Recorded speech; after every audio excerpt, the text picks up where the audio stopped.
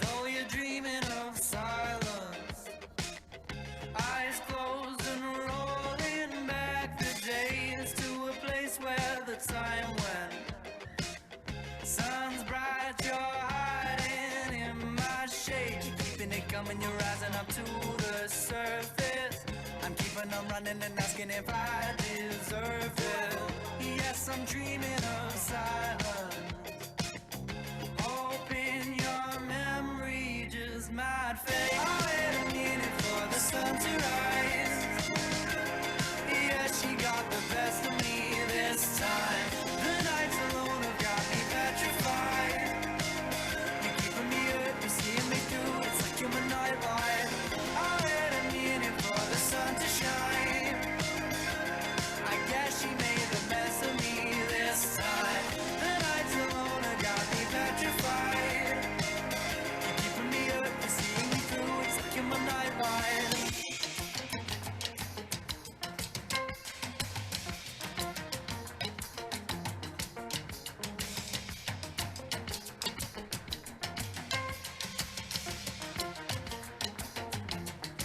Did they give you a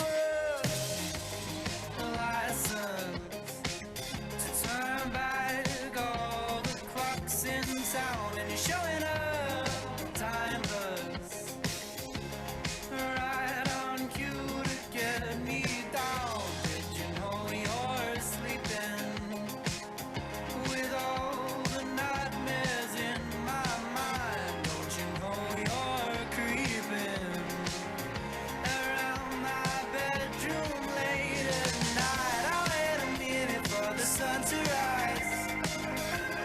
Yeah, she got the best of me this time. The nights alone have got me petrified.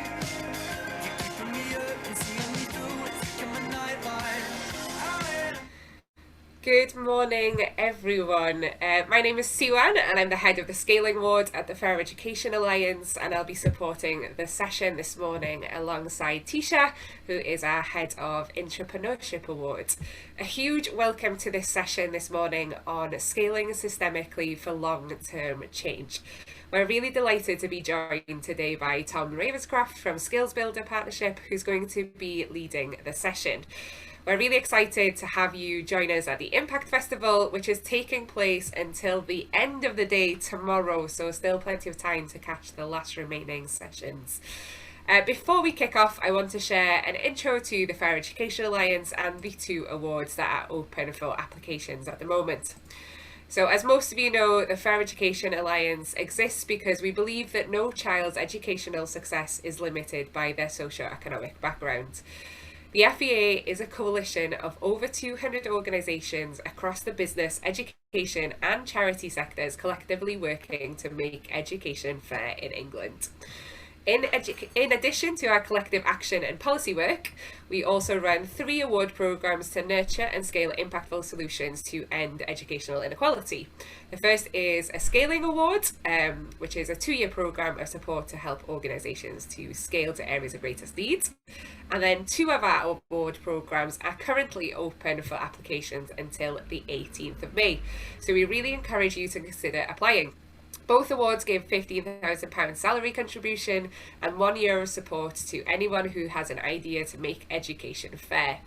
Now, FEA members can apply for the Entrepreneurship Award to support innovation within an organisation, and all members of the public can apply for the Innovation Award, which is for early stage innovators to turn a great idea into a thriving initiative. Now, as you'll see on my screen, you'll be able to hear more about the awards during the festival and hear from the current portfolio of 10 award winners as they've shared their experiences. There are 2 sessions left. One has happened yesterday, and then there's one taking place tomorrow. But if you have missed any of the sessions, please do have a look at the website where you can find recordings of previous sessions about the awards. So I'm going to stop sharing my screen and we're going to get started. So to kick off, we're going to break you up into groups of around 2 or 3 people for 5 minutes to get the session started, so you can meet members and discuss a question, which is going to be a kick-off and a starter activity for the session today. So, once you're in your group, we would like you to quickly introduce yourself and your organisation, and then have a discussion around the 2 following questions. So, the first question is, what have you seen be successful when growing impact? And the second question is, what challenges have you seen when growing impact? So the 2 sides of the coin there. What works, and also what are the challenges? Tisha's put those in the chat. So if you need any support, or if you're on your own in a group, please do press the Ask for Help button and request for the host to join, and we can sort out any issues. So without further ado, if Tisha's ready, we can send you off into your breakout rooms. Enjoy the networking, and we'll see you shortly.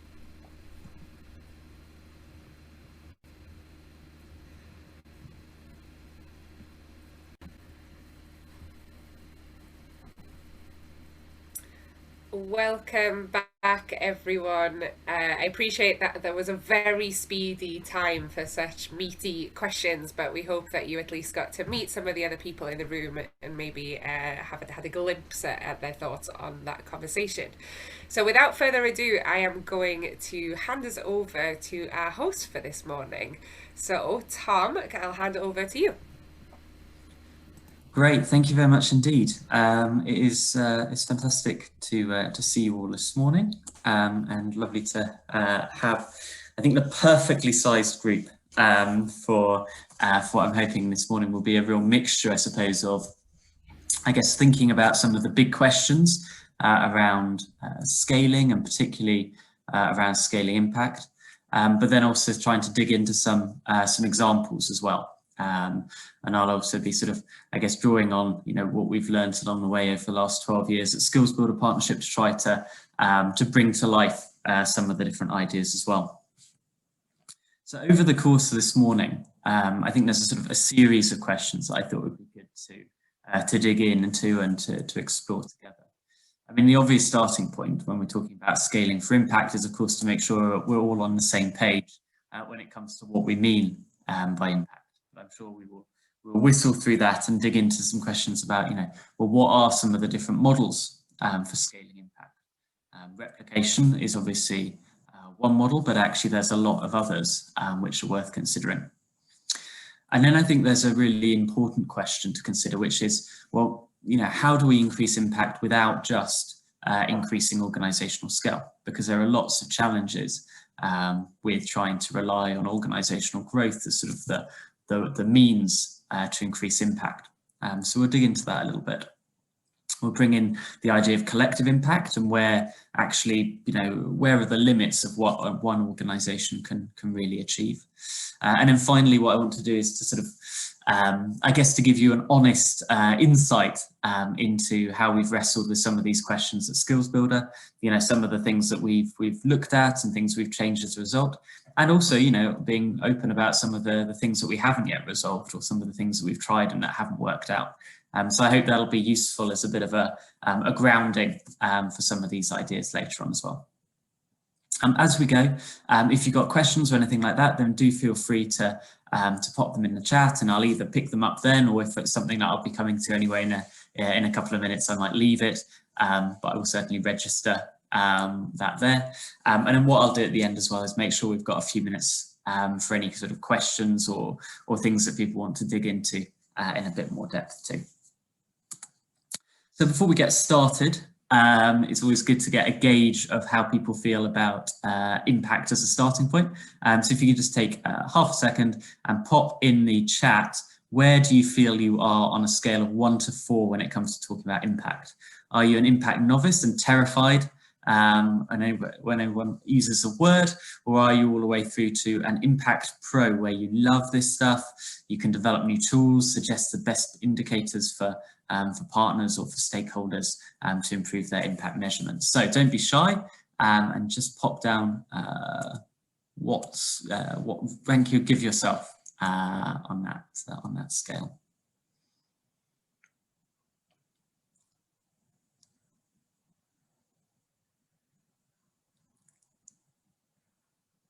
It's funny, I do this people occasionally, and very few people back themselves all the way to a 4. But also nobody ever wants to be a 1. So, you know, a good solid set of 2s and 3s there, which is great. We can, which is certainly what we can build off. So, so before we sort of dive into, you know, scaling and scaling impact, I think it's always good to make sure that we're on the same page as to what we mean by impact. So very briefly, and, you know, please, again, it'd be great to hear some thoughts. You know, what do we mean when we talk about impact? Anyone willing to share a suggestion? Ben, what about you?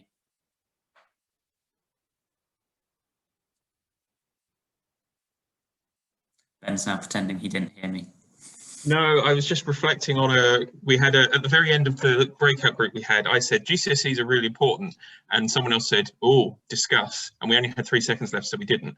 But I think our view on impact is always real measurable change for young people that improves their life chances in the long term, and that normally means things like, you know, qualifications or well-defined skills. Mm-hmm. Great. So something about a change that happens as a result of something. Bethan, would you add anything to that? I was actually in the room as well, so we were at that crucial cliffhanger. I think it's a tricky one in the measurable change and thinking about where exactly we want to see that change. So for whom and at what scale and who is involved. If we're thinking about individual pupils, or more systemically, we're thinking about changes in the system and the impact that can have leading forward. Absolutely. So, so I think there's, you know, some really common elements to that. So I think, you know, broadly, a definition that I found, which I like, is, you know, it's thinking about what are the short and long-term effects. It's going to be a great session of a particular program, controlling for what would have happened otherwise. And I think that's, you know, that's a crucial element, right? And that's what makes impact both, you know, challenging and interesting to try to wrestle with, is that it's not enough just to be able to say what happened, but actually what you're trying to do is to understand and to unpick a little bit about, you know, what happened because of a particular program versus what might have happened otherwise. So second sort of warm-up question for you. So, you know, why do we care? Why do we bother to invest the energy and resources into measuring impact? Tom, what do you think? I'm going to take it as me, Tom. I think there's a few different things. So one is, why are we bothering? Like, if you're a charity or, you know, not focusing on profit, then why do we bother if we're not achieving an impact? I think there's a feeding your understanding of your impact or not into program design and sort of ability to update what you're doing in a live sense, and probably some other things I can't think of right now. Yeah, no, I think those are, you know, I think those are some of the key things, right? Anybody want to add anything else to that?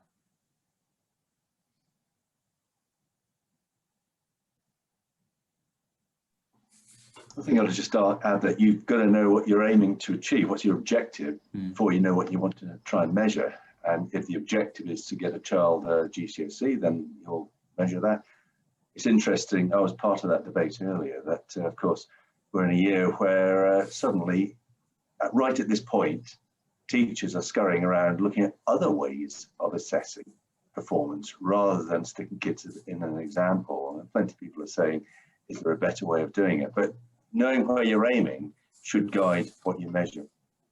Yeah, I think that's a really crucial point, isn't it? Is so much of it is, you know, particularly, you know, working in the social enterprise or not-for-profit world, then actually, if your purpose isn't going to be defined by profits, then actually it's really important to have that clarity of what purpose is. And of course, measuring impact is one way of maintaining that alignment and that focus on what that is.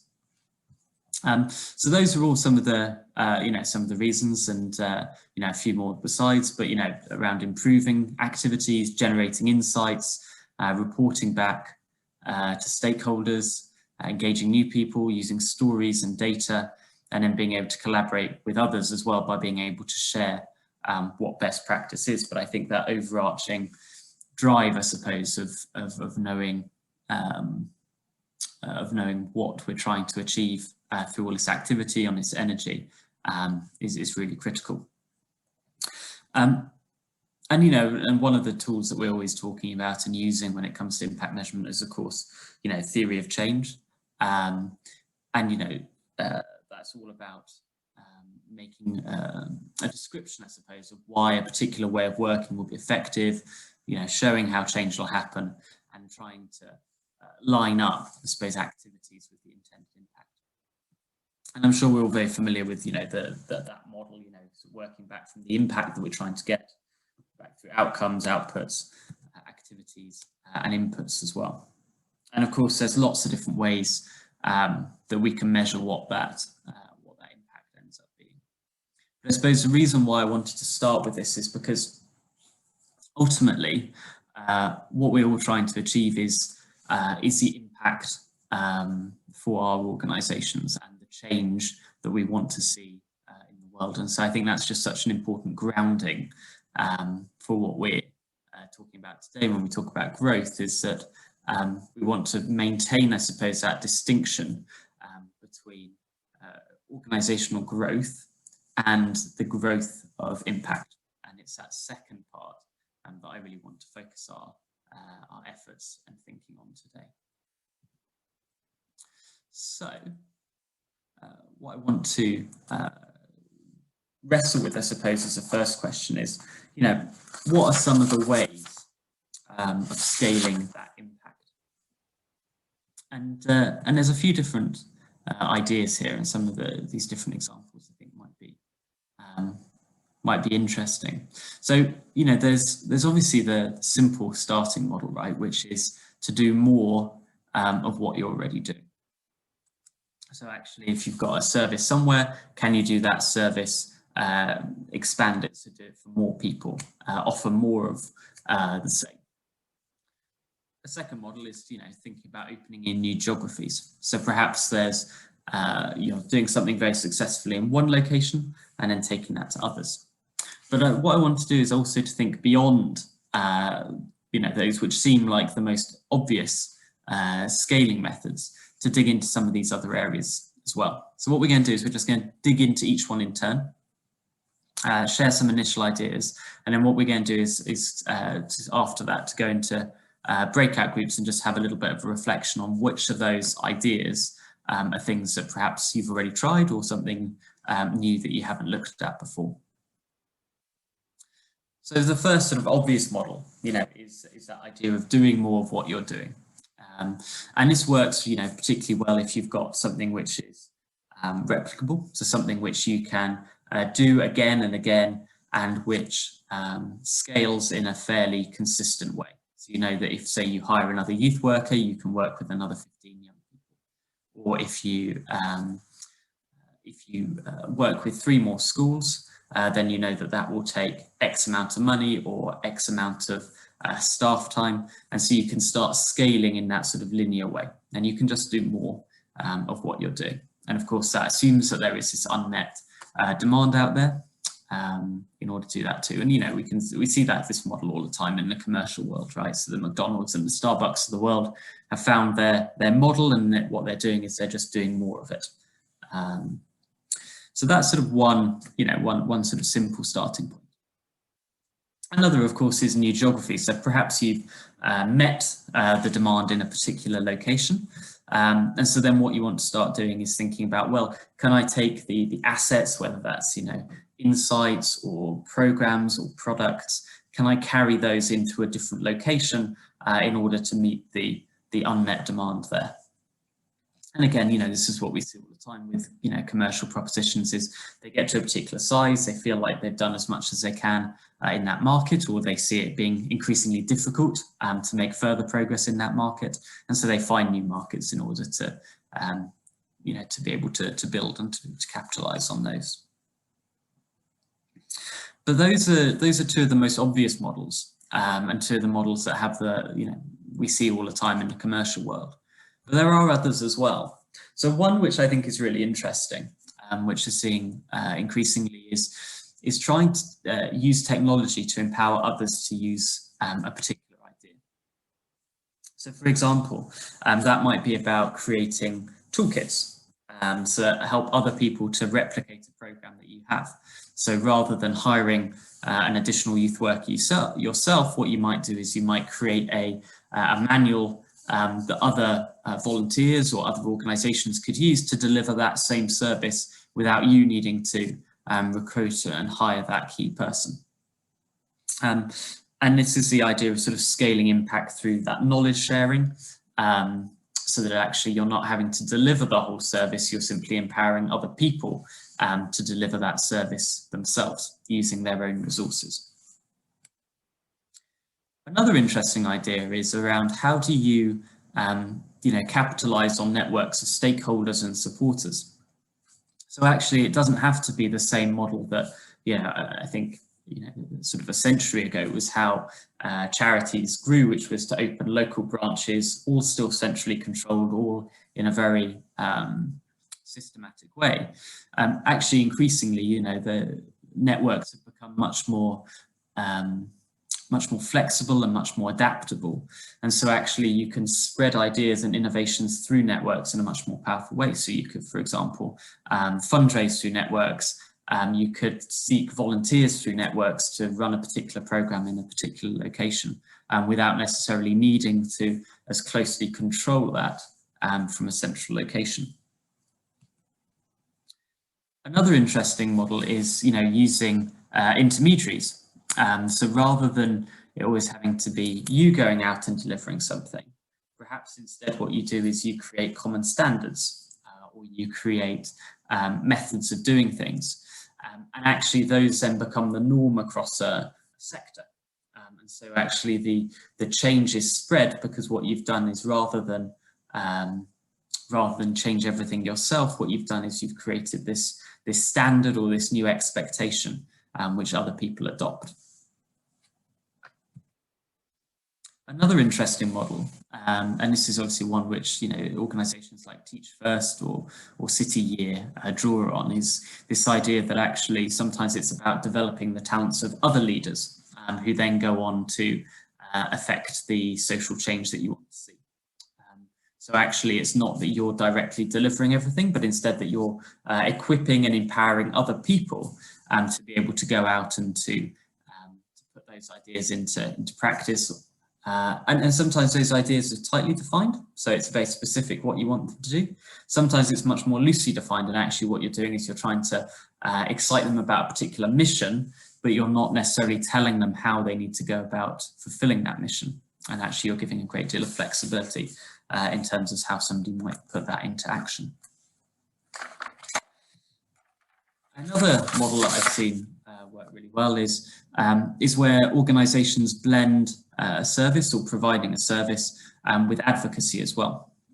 And this can be a really powerful combination because the fact that an organisation is effectively delivering a service on the ground gives it great credibility in terms of what it's trying to say, and it will give it insights and understanding. But at the same time, what they can do is they can then advocate for broader changes that they want to see in the wider world. So it doesn't have to be that to achieve their mission overall, they have to scale their service, because what they can do is they can use the insights that they've gained to try to affect and try to call for much wider change as well. Another model, in terms of creating wide social change and social impact, is around thinking about behaviours and values. So how can you change what people do more widely? So not just those who you are directly working with, but can you change the sort of the norms of what people expect in society and how society behaves? And this is a model that works, where particularly when people are trying to work towards social change and trying to, for example, some of the sort of the battles for equality that we've seen over the last decades, actually quite a lot of that is about how to shape and to change behaviours and attitudes in order to lead to the social change that people want to see. And then finally, and these are just tasters to get us going, but another model which is worth considering is around how can we change perceptions of what's possible. So actually sometimes that might be about not trying to create the full change but acting as a catalyst. Perhaps it's about highlighting a commercial opportunity that others might have overlooked, because it might be that perhaps you're working with a hard to reach group or a disadvantaged group who perhaps have been overlooked for years in terms of any sort of service provision, which perhaps is more widely available for other groups. And this is something which has seen meaningful success, particularly say in development and where charities have been able to highlight people often on low incomes in low income countries, but highlight to commercial organisations that actually there's still a viable market here, and therefore increasing provision of services because actually they've managed to demonstrate that there is a potentially feasible commercial model to serve that group of individuals. So that's sort of one idea. Or another is changing perceptions by acting as a beacon of best practice. So we know of schools, for example, who, whether we're thinking about things like KIPP schools in America, whether we're thinking about schools like School 21, or there are lots of good examples of schools who are trying to act as a beacon of what good practice could look like, and trying to encourage people to adopt those ideas and perhaps to shift their expectations of what is possible without having to scale to directly control every school in the country. So I hope what that's done is at least to broaden that sense that of course there's a sort of the simple models of doing more of what you're already doing well, or adapting into new geographies, but actually there's this whole range of other possibilities out there as well, many of which are less resource intensive to be able to use. So what we're going to do is we're going to break up into breakout groups now, and what I'd like to do is just to spend 10 minutes in your groups to have a bit of a conversation. We're going to break you into groups of 3 or 4 and to have a conversation about, are there any of these ideas which you have already had experience of? So are there things that actually, either through your current organisation or past work, you've seen work and work well? And the second question is, are there any of these that you hadn't considered before, but which you think might be relevant to the work that you're trying to do? So there's 2 questions there for you. So in your groups, have you seen any of these work in practice? And the second is, are there any of these which you think might be useful to your work?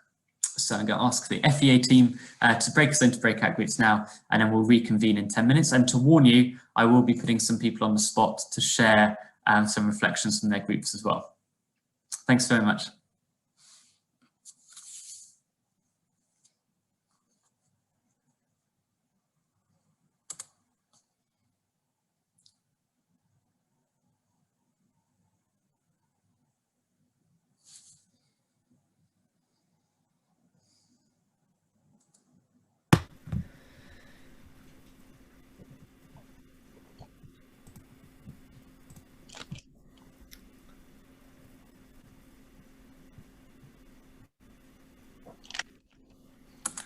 Great, you've all been dragged unceremoniously back from your conversations. It was such a pleasure to jump, I didn't get to everyone's rooms, but the rooms that I managed to jump into. So much great conversation going on. So don't be shy, we all know each other now. So who's got some reflections in terms of that first question? So, any of those broader ideas for scaling impact that you've already tried, that you've already had some experience of. Anyone want to kick off?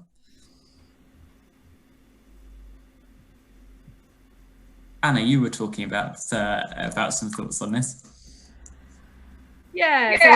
So just saying how we'd we'd had experience of sort of opening up in a new city. So we're only in 2 cities at the moment, but 5 years ago we moved from Oxford to Bristol as well, and it was just quite an interesting experience in terms of what that scaling up sort of required of the organisation, and what we had to sort of change, and what we've learned from that, so that if we were going to do the same again to a 3rd city, I think we'd learn from the first kind of expansion. But yeah, I'm interested to actually look at the other less obvious models in terms of kind of, rather than just doing more of the same.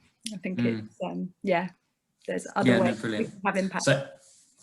Yeah, so I think, and you were talking really as well about how to get that standardization and how to try and get the the staff structure, because actually replication is not a simple thing to do in its own right, and actually often systems and informal systems that exist suddenly have to be formalized and have to be made more rigorous if they're going to be grown. So it's certainly not sort of the easy way out. If I can come to you, Hannah, I think you had some interesting reflections as well in your group about this idea between sort of direct and indirect impact. Yeah, sure. So the program that I'm going to be delivering is going to be working across 75 schools in year 1, so scaling up quite quickly in its first year, working with teams of about 15 people directly in each school. But then the kind of changes we're hoping it's all around school food and making social around the school food environment. So we're hoping that the changes that those young people, those 15 young people in each school make, will impact potentially 1,000 young people in their school if they make a big change to the way that lunches are set up, So it's about how can we measure kind of what we're doing directly with the 15 young people on our programme, but also how can we measure the wider implications that has for the school. With some trusts, they're putting maybe 8, 9, 10 of their schools on, so how can we measure impact across an entire academy trust. So kind of lots of different levels of impact that we're hoping that we'll have, and some of those are much easier to sort of quantify and measure than others. And I think that's a really interesting reflection here, is that with some of these different models, actually it's much easier to attribute impact in some of them than others. If you've got a much more direct delivery model, then obviously it's easier to directly measure the impact that your program has made. Whereas if actually you're trying to do something at a much bigger scale, sometimes it's harder to be able to suggest what the direct impact of your work was with that particular beneficiary. And it's worth saying, so we're working with a university partner with our evaluation, and they want us to hopefully find a group of control schools so that we can really sort of rigorously say that the impact we're making is based on that. But I find the idea of control schools in educational programs really tricky, because it's really hard to reach out to a school and say, we can't offer you this program, but we'd love to learn from your pupils. I think the way that we're going to be able to do it is that where we're working with some MATs, we can say to a MAT, actually, where you've got 5 schools who are on the programme, could you perhaps give us another 5 that aren't this year, that maybe you could in the future, that we can use in our control work. I understand the value of control groups, but I find it a really hard thing to sort of sit comfortably with when I'm trying to promote a programme. Yeah, absolutely.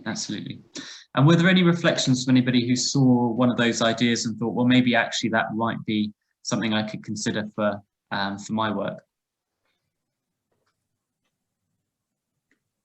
It doesn't quite answer your question, but I had a reflection on the fact that I don't think these things need to be mutually exclusive. So but the other people in the groups that I was speaking to were looking at opening in new geographies or doing more of what they were doing.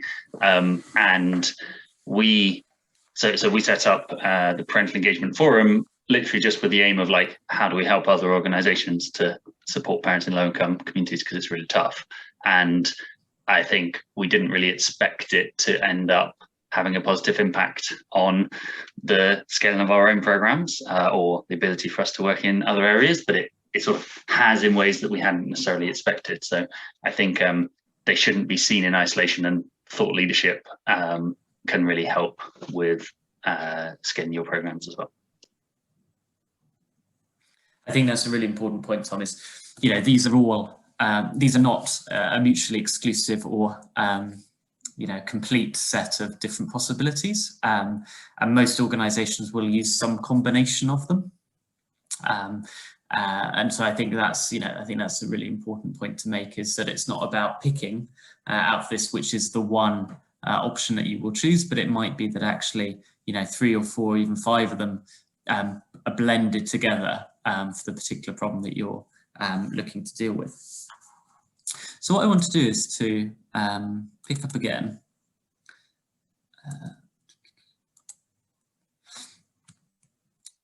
So I want to dig a bit more into this question, I guess. We started thinking about, well, what are some of the ways of growing impact that aren't necessarily just about growing the organisation? And so I want to dig into that question a little bit more. And one of the reasons why that's such an important question is because social enterprises and not-for-profit organisations more broadly are not set up to scale in the way that we traditionally think of a more commercial venture scaling. There's some real challenges, I suppose, for going from starting up through that sort of proof of concept, through early scaling, to getting to that full scale. And there's this idea, which, as you can see, I've lovingly lifted from a great article. I'll circulate these slides after, so you can dig into some of these articles if you're interested in learning more. But there's a real gap, which is widely recognised between sort of organisations that get going and start scaling, and then actually how do you make that leap to being at the sort of scale that your organisation has the potential to be. And there's some reasons for that. There's a challenge around ownership and equity, because of course in a commercial venture there can be a real financial gain for people who support that investment and support that scaling. Sometimes there's not really alignment between funding and service. So if your service, those beneficiaries of your service are not necessarily linked to the funding that you get.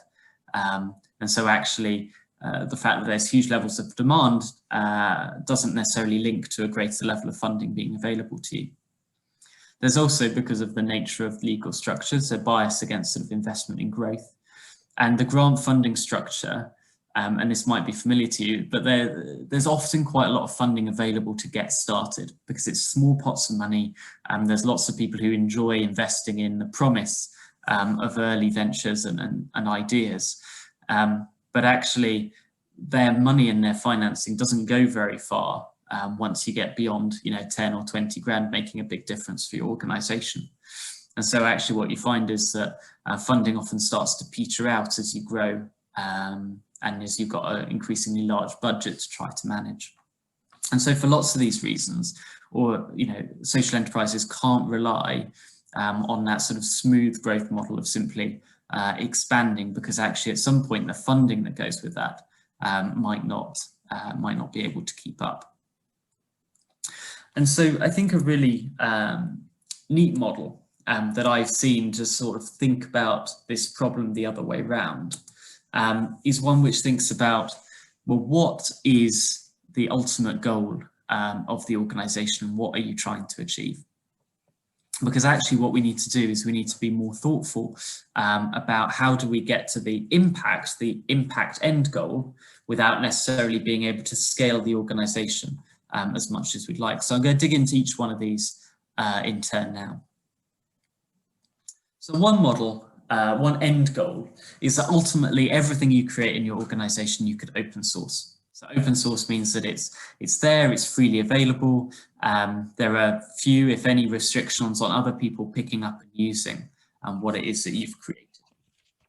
And so obviously this is a good model if actually what you've done is basically create an idea or some intellectual property or an approach, or even a design for a product, which other people can adopt and can use quite easily. And in that case, the role of your organisation and how you support that scaling is then much more about investing in research and development, about sharing that knowledge with others. And perhaps there's still a long-term future for your organisation as a knowledge hub or as a repository for insight, or to continue to create more insights. But broadly, the social impact is going to be because other people have taken what you've created and are going to be using it a lot more widely. So that's one model.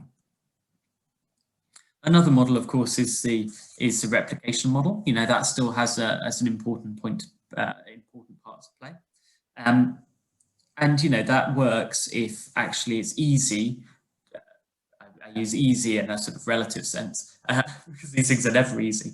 But if it's relatively easy to create a product or to create a service many times over, and perhaps there's efficiencies in creating it more often, and it can be, rolled out in a very consistent way in different settings, in different geographies, with different user groups, without needing wholesale change or adaptation. And in that case, the focus of the organization can be about, defining and creating that replicable unit or that replicable model and trying to take it to as many different places as possible. And maybe there's a long-term future for the organization in terms of being able to franchise that model, or being able to certify it, or being able to set some sort of standard that other people can replicate it as well. So, that's the second model, which might be useful. A third model, which I know is one that lots of organisations consider, is, is there a role for government adoption of the work that you're doing? So perhaps what you feel is that you're filling a gap in a public service which should be, offered at scale. Maybe you found a problem with the system, maybe you found a niche which is underserved, but which ultimately you feel could be taken on and delivered through a public service. In which case, what you really want to focus your energies on is about, well, how do you demonstrate that your service or your product can fill that gap, and how do you engage government as a partner so they're really bought into this idea? And ultimately, then what you want to do is to be able to step back from delivery, because it's taken on by the government, by its various delivery mechanisms, and perhaps your organisation then exists to support or provide particular insight, or to train staff, or to hold the government accountable for whether it's delivering this service well.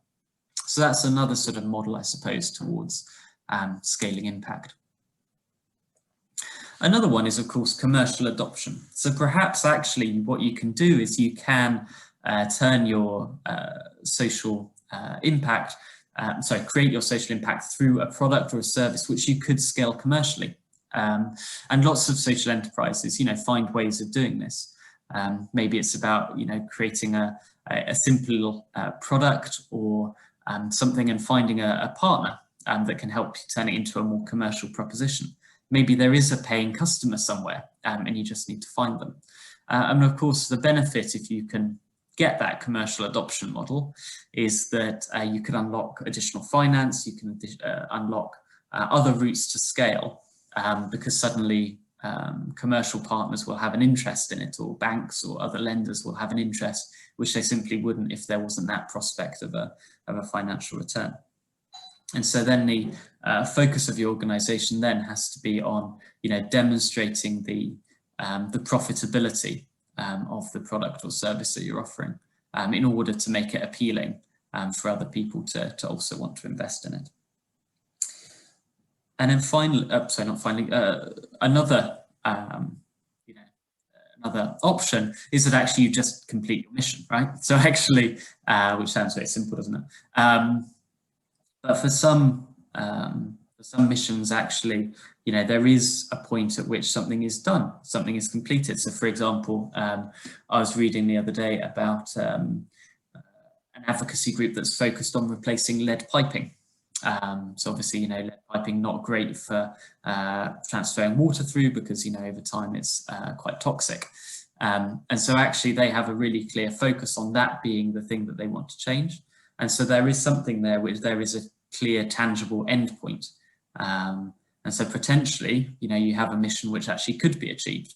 And so maybe that's the goal that you're working towards. Or finally, maybe there is a sustained service there. Maybe actually, you have a strong organisation, you've demonstrated that you can fundraise over the long term in a sustainable, reliable way, and actually you're filling a market need through the service that you're offering. In which case, the focus is about how do you create that cost-effective model that means that you can, continue to deliver that model, that service, fill that gap in a way that is efficient and is scalable. And so those, are some of the different models. And again, as I said, it really depends on, where do you imagine this getting to? Where do you imagine, which of those end states do you see your organisation acting in? Because actually having a clear view of that end state then helps to inform, well, what is the pathway to being able to get there? And I think the point that's really important here again is that, this is not about choosing between one of those different models. It might well be that there is a combination of different approaches, which together will get you closer to the impact that you're looking to see. But in any case, that each one has different implications in terms of the ongoing cost of delivering that model. And that might also be a factor in determining which of these is actually the right choice for you. And I think, some of the things to think about, is useful to think about what that end game is early. It's really important to keep thinking about your core. So what are your core competencies as an organisation, and which of those different models do they best support? If actually your core competence is about that sustained volunteer engagement and keeping people coming back, then actually a sustained model might be the right model for you. If actually it's about creating commercially viable propositions and creating products, then actually that commercial model might be the right one. If you have really core strength in how you engage with government and how you influence policy, then that sounds like that might be a viable model, and so on for the others as well. What's really important though, if you're thinking about this strategically, is also to bring your team on board with that way of thinking, so that actually there's that alignment. Because one of the greatest risks is that people have different visions in their heads of what they're working towards and what they're trying to achieve. And without that alignment, of course, it's very difficult to get people to work coherently and to have that sort of strategic alignment. You might, as you go through this process of thinking about these different models, also spot gaps. So you might say, well, actually, government adoption is the model that we should be thinking about, but we can see we've got a gap there and we have no policy engagement, no policy influence. And so actually you might decide that that's an area that you want to invest in, because remember, core competencies can be developed, can be changed over time as well. And then finally, I suppose it's thinking about, investing not just in the provision of service today, but actually, what you imagine you're going to need to do in the future too. Having run a social enterprise for 12 years, I know that there's never the resources that you want in order to do everything. But it's about how do you prioritise not just the immediate impact of today, but also making those long-term investments in where you think that you can get to as an organisation in the long term as well. So those are some of the things, again, some ideas there to be starting to think about, and some of those different models which I hope are useful to think of. And then I just wanted to touch on this idea of collective impact, which is obviously something which is, particularly relevant when we're all here today as part of the Fair Education Alliance. Because, what we've been talking about so far has this underlying assumption that it's all about one organisation and one organisation's decisions. And to an extent, every organisation is making decisions for itself. But I think it's really important to also, if that hasn't already been intellectually overwhelming enough, to bring in another lens on this stuff, which is thinking about, how do you relate to others in your field as well? Actually, can you choose any one of those routes yourself, or do you need to bring other people alongside you, and actually it's together that you can work together on achieving one of those routes? So collective impact is all about that sort of long-term commitment by a group of sort of key actors from different sectors to focus on solving a particular social problem. And the big difference, of course, is between isolated impact activity, which is about how one organisation is going to solve a problem by themselves. And collective impact, I think, works really well where the problem is complex, which means that actually it's not necessarily clearly defined, where linkages and causes and effects aren't necessarily clear, and maybe they vary over time, and it can be quite hard to define or isolate. Whereas that sort of isolated impact approach is probably most effective when you're trying to focus on a particular technical problem.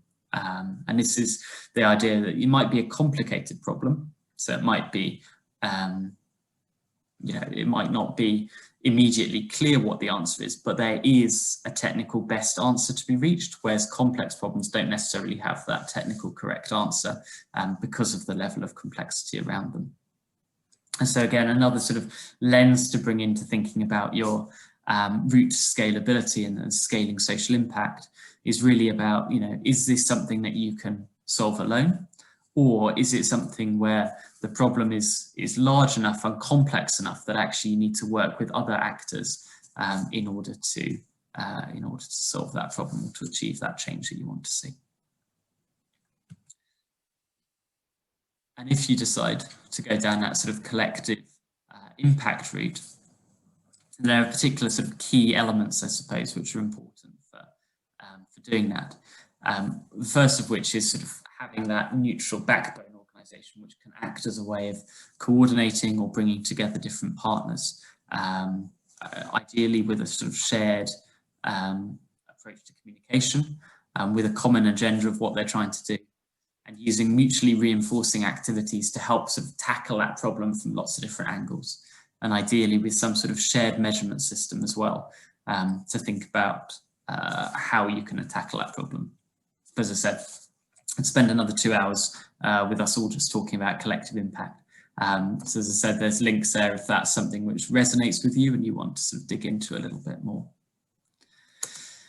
So far, obviously what I've been trying to do is to, I guess, suggest some of the different ideas and some of the ways that we might think about impact, and therefore about, you know, what does it mean to grow social impact, and some of those different models that we can use, but then also turning the problem on its head and thinking about, well, how do we get to a point where our particular social problem is solved, and actually thinking about it the other way, so working backwards. And then we just brought in collective impact as another way of thinking, you know, is this something we can do alone? Is it something that we have to work in concert with other organisations on? But what I wanted to do, I suppose, was to try and bring all of that back now and to ground that in the example of what we've been wrestling with at Skills Builder Partnership. So some of you I know are much more familiar with the partnership and the work we're doing than others. I know many of you indeed are in the partnership. But very briefly, what we're trying to do is ensure that one day everyone has the opportunity to build the essential skills that they need to succeed. And we see this as a big, complex problem, and therefore one which needs a collective response to it. And so, you know, what we do is we bring together partners from across employment, so include people like Lloyd's Banking Group, or UBS, or RSA, or Boots, so, you know, big employers as well as smaller and medium-sized companies. We also work in partnership closely with a lot of other impact organisations, which, you know, span the full range from, you know, working with young people, working with people further into their careers, working with people who've fallen out of that link between education and employment, and a whole range more. And then we also work with schools and colleges as well, so more than 500 of them across the country. And the idea is that collectively we're trying to achieve that mission to ensure that everyone builds those essential skills to succeed. And by essential skills, I mean broadly those, you know, highly transferable skills that people use in lots of different settings in their lives, and which can support them to apply their technical skills and their technical knowledge in different situations. And one of the I guess the key building blocks of having that collective approach, as I mentioned before, is actually having that shared language and that shared measurement system.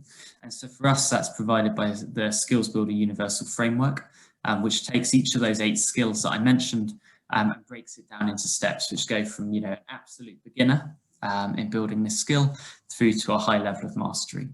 And it's really important that this isn't just something that we jumped up in our own heads, but which has been sort of developed and iterated collaboratively over a number of years to make sure that it has input from educators and from impact organisations and from employers as well. So it really is something which is, you know, collectively recognised and collectively owned.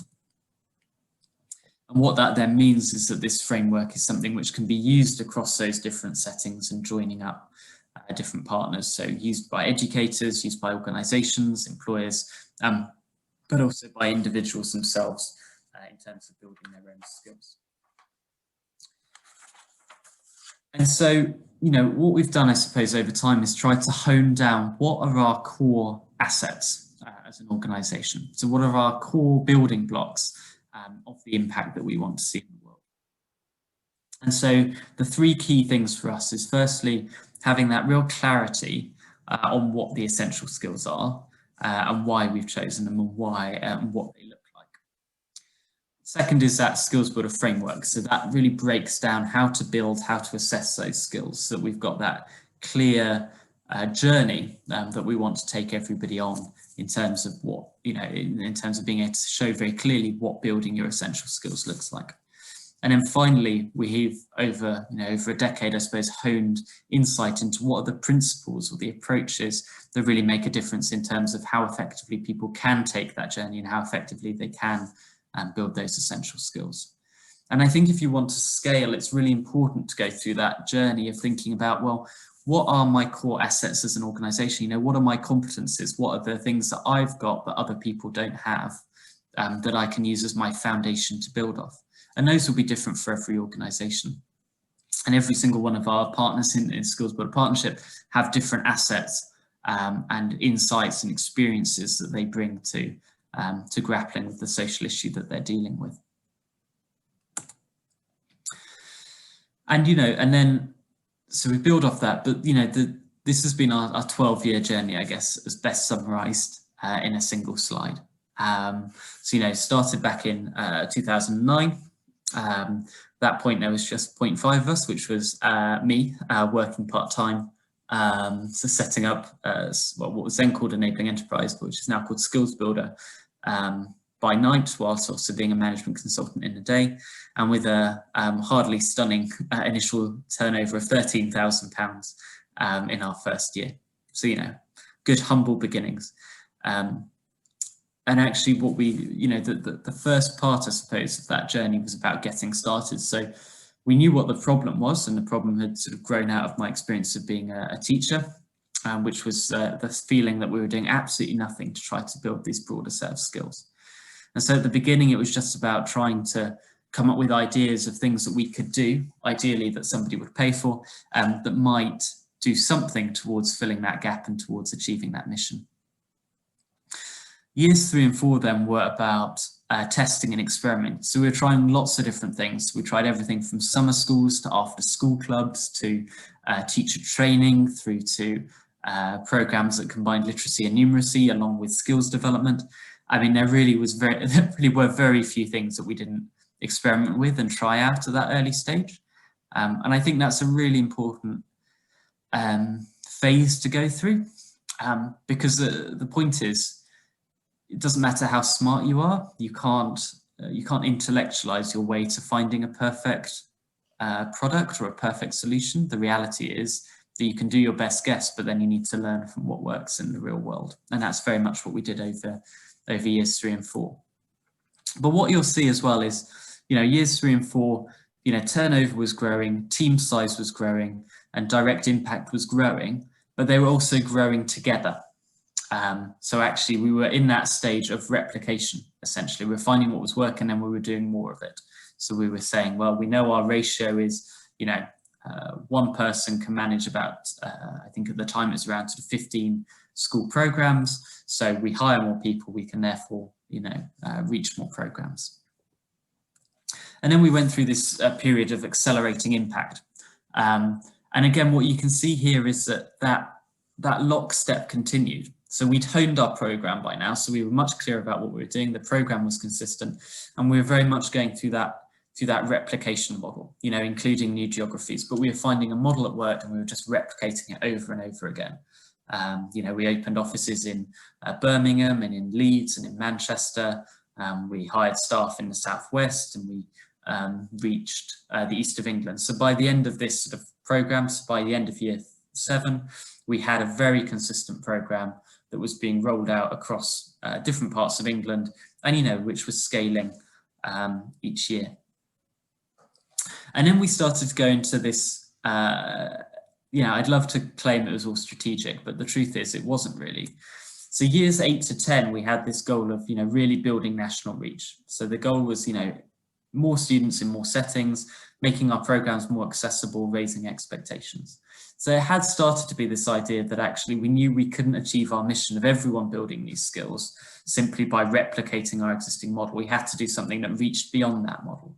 And we started developing some tools which could be picked up and used by teachers in different settings without needing to be as well supported by us centrally. But the other thing that happened in this period was that this was the period where suddenly school budgets started being cut. And so actually we stopped having that model that would taken us that far of schools paying for the programme and therefore being able to replicate on that basis. And we grew a bit into year 8, grew a tiny bit in year 9, actually shrunk slightly in year 10. But what we started realising was that we had to decouple the financial growth and the growth in the team from the growth in the impact, because we suddenly realised that we weren't going to be able to keep up the same level of financial growth as we'd been able to have over that preceding period. And so we weren't able to grow the team. And so the question started changing in years 9 and 10 away from how do we keep replicating to how do we scale the impact without the luxury of being able to scale the team. And so we started really changing, I suppose, what our idea was, away from being a sort of a model where we worked really closely with the school. We went in to basically deliver the programme for them, to being a model where we provided them with the programme and trained their teachers, but actually left it to them to do most of the delivery. So that was sort of one step towards, I guess, increasing the scalability of the work that we were doing. But then the other insight that we started having around year 10 was that actually there was no shortage of people who cared about building essential skills. For some organisations, it was core of their purpose. For other organisations, it was a sort of a peripheral benefit that actually through their work, although it wasn't their key focus, they were supporting building essential skills. And what we started thinking was, well, if we're serious about one day everyone building these essential skills, then what could we do together to better harness the efforts of everybody and try to create alignment and therefore to be able to multiply the impact that our separate organisations were having. And that was a big shift, I suppose, into our most recent 3-year strategy, which has all been about collective impact. So how do we try to multiply our impact as a result of working together? At the same time, this line shows, we've continued still to grow our direct impact, so the work that we're directly doing. And we've done that because we think it's really important to also be making our fullest contribution as an organisation to that programme. But that shift, I suppose, to collective impact, and this is our current strategy in a slide, I guess, is making sure that our focus is about how do we provide that sort of backbone support for other organisations who want to benefit from the framework and some of the other tools and resources we've created. How do we generate greater engagement across schools and colleges, across employment, across other partners, including impact organisations? And then what can we do in terms of creating tools and resources which are really scalable so that it can be used by anyone, anywhere? And that's really sort of changed, I guess, the way that we see our role, away from being principally a programme deliverer to thinking about, well, how do we keep building momentum in terms of social change and social impact? I'm very proud of this slide. But the idea essentially is, and hopefully some of this will chime with some of those models we've talked about already. How do we act as a capacity builder, so supporting schools or colleges or employers or impact organisations to use the insights that we've been able to gain, whilst also, that's by no means a one-way street. We also learn a huge amount from those partners too. How do we share that learning across the partnership to drive collective impact? How do we try to influence beyond, so that all of the organisations in the partnership can have more opportunities and see that support towards collective impact? And then finally, how do we act as a catalyst, so raising awareness and promoting that skills builder approach and encouraging other organisations to engage with the work too?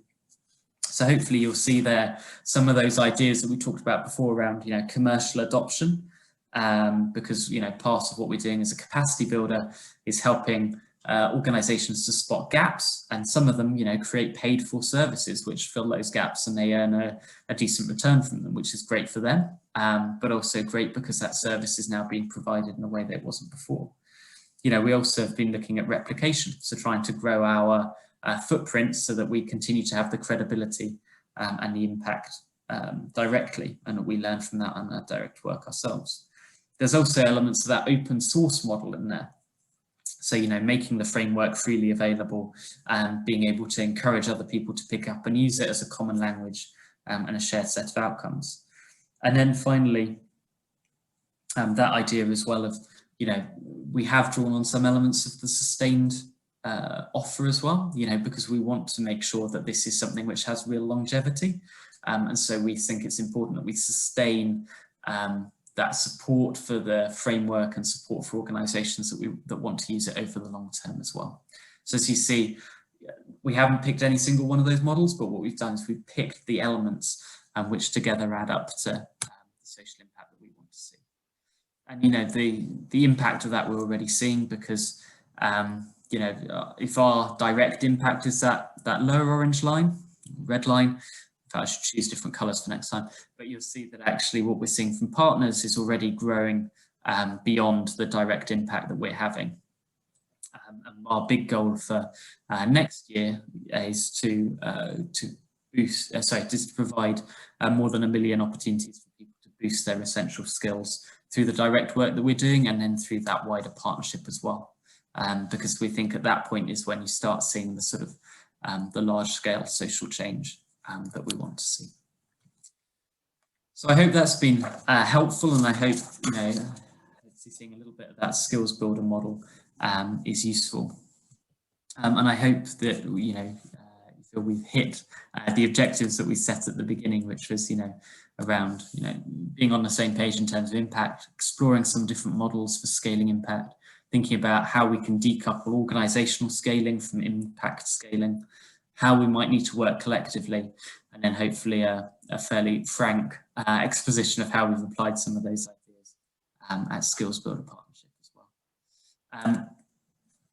So I think we've got a couple of minutes for questions, or I'm very happy similarly to pick up questions separately if anyone would like. But yeah, I'll just pause now in case anybody had anything they wanted to ask.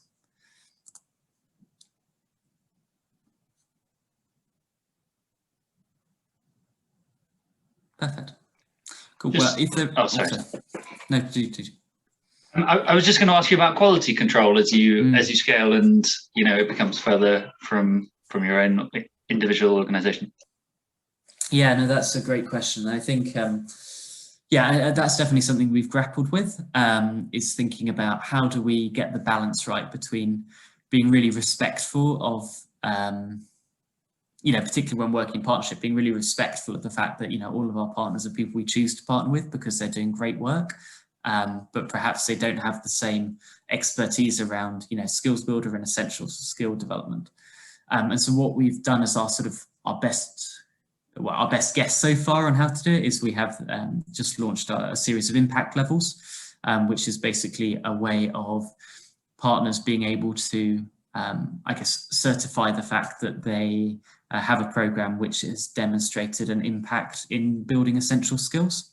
So, you know, that might be at level 1, which is that their program helps to raise awareness of the importance of essential skills. Level 2 is that they help individuals to reflect on their own essential skills. Level 3 is that they provide opportunities to practice essential skills, or then the top level, which is level 4, is that they can demonstrate that they support progression in essential skills. And so what we're doing now is with partners sort of going through that quality assurance process and then basically putting together a directory of those programs that we know have achieved that standard. And that's also a really important tool for us to be able to think about the collective impact that we're having and how to measure the reach of the approach. But yeah, it's definitely something which you have to keep in mind as you grow, whilst also not being so inflexible that it sort of stops people from innovating or for being willing to try stuff out. A great question. Great. Were there any other immediate questions?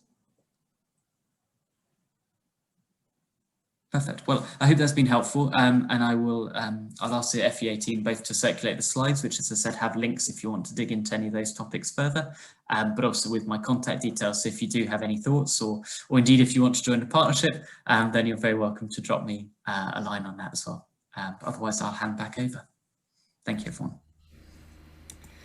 Great, thank you so much to Tom for that really insightful session, from the theory to the practicalities of how it's impacted you as an organisation, and I think really inspiring to see those graphs and a real life example of an organisation that was consistently growing and scaling, but actually hitting that plateau and having to rethink about actually what do you want to succeed and what is your ultimate mission and how can you get there quicker than just through direct delivery alone, and seeing that proof and evidence in numbers is just great. I would like, before we do anything else, to encourage everyone to come off mute for a second and join me in giving Tom a big round of applause.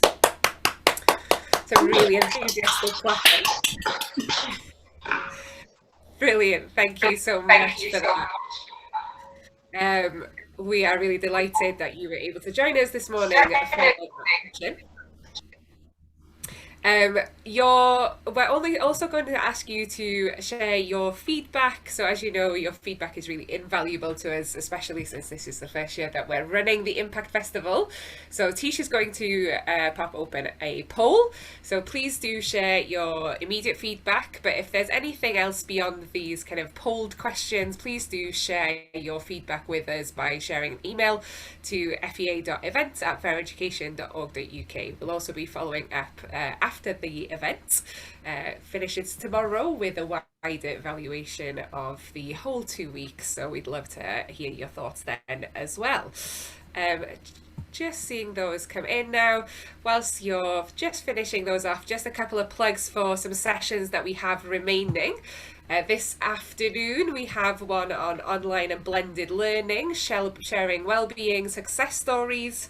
Then tomorrow, our last day of the conference, we have one in the morning on bringing curriculum learning to life in partnership with employers, which is also being run by one of Tom's colleagues at Skills Builder.